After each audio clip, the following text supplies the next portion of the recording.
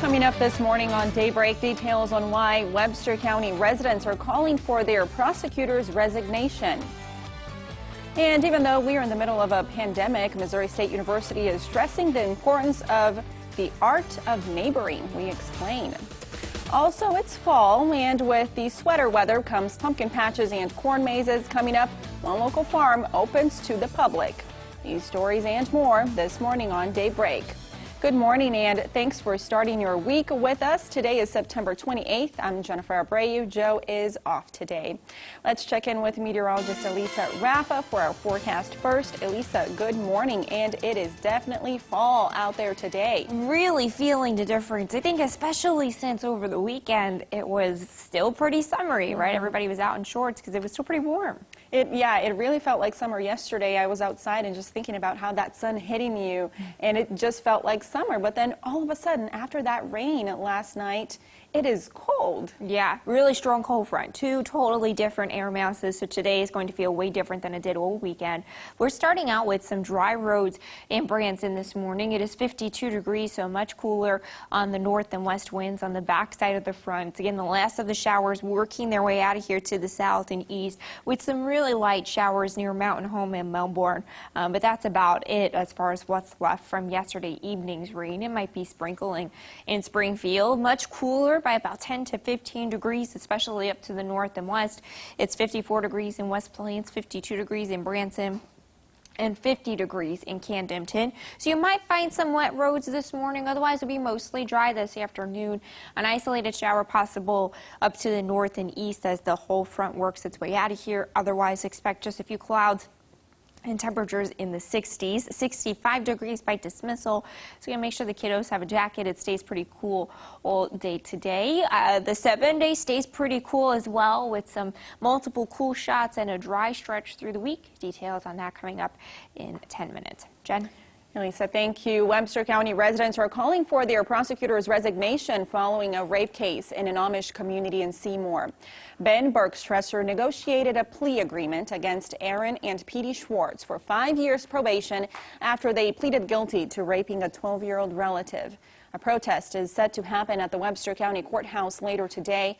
The protest comes just days after prosecutor Bergstresser filed a motion to have the brothers' probation revoked, claiming the brothers had contact with the victim after they were convicted, something that's prohibited under their sex offender supervision agreement.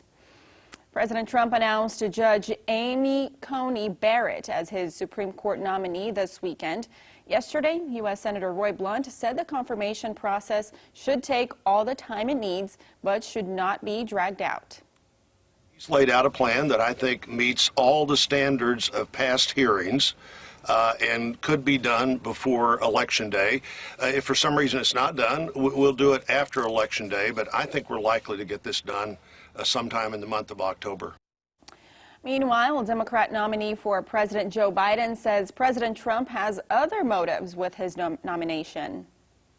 President Trump is trying to throw out the Affordable Care Act. He's been trying to do it for the last 4 years. The Republican Party has been trying to eliminate it for a decade. And the Congress, expressing the popular will of the American people, has rejected President Trump's efforts as well. Now, all of a sudden, this administration believes they found a loophole in the tragedy of Justice Ginsburg's death. New this morning, the University of Missouri Extension Office is working to help people rediscover the art of neighboring. Caller 10's Nigel McDonald met with the group and joins us live now to explain how you can participate in this. Nigel, good morning. Yeah, Jen, well, good morning. The Extension Office is using today, National Good Neighbor Day, as a way to highlight the importance of getting to know those who live around you. National research shows 97% of people don't know their neighbors. We've really lost this art of neighboring, so we miss out on what the benefits are. We've not experienced those maybe in our lifetime. David Burton works as a county engagement specialist and says neighboring has both personal and community benefits. Your neighbors may have skills and abilities that will be a benefit to you and the neighborhood that you don't even know about. He says neighbors are often your first responders. If you have an accident in your yard, it's usually your neighbors that are there first. Burton says social interaction is important now more than ever. I've stopped saying social distancing. I'm saying physical distancing, because we need the social interaction. And your neighbors, especially those right next door to you, that could be a prime source. It should be a prime source of your social interaction. Neighboring does take some effort and time. Building healthy neighborhoods is key to building a healthy community. People want neighborhoods that are safe, clean, and friendly. All the national research comes back to those three things. Well, the Extension Office is offering a new class. It's virtual and it's called How to Become an Engaged Neighbor. Now, that class is available now for you to take.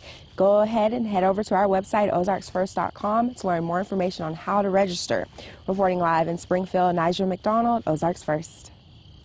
All right, Nigel, thank you. And more local news. October is just 3 days away, and with the sweater weather comes pumpkin patches and corn mazes. The Rutledge-Wilson Park opened Saturday.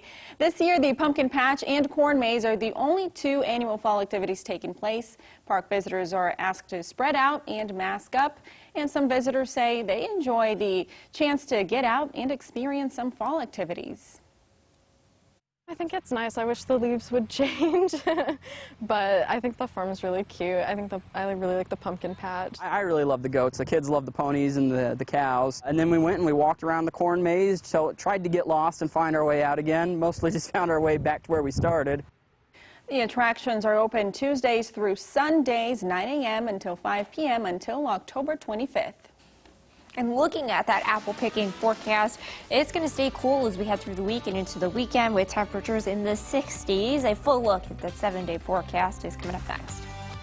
From Color 10 Ozarks First, Jennifer Abreu, Joe Morano, and weather with meteorologist Elisa Raffa. This is Color 10 News Daybreak.